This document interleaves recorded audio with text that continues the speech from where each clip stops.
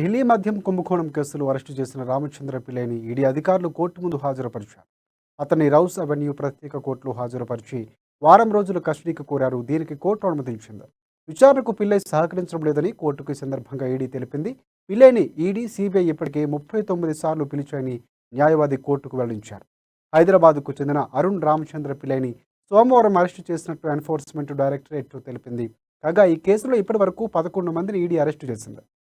Liquor స్కామ్లో పిల్లేను arrest చేసిన enforcement directorate remand రిపోర్టులో కవిత పేరును ప్రస్తావించింది.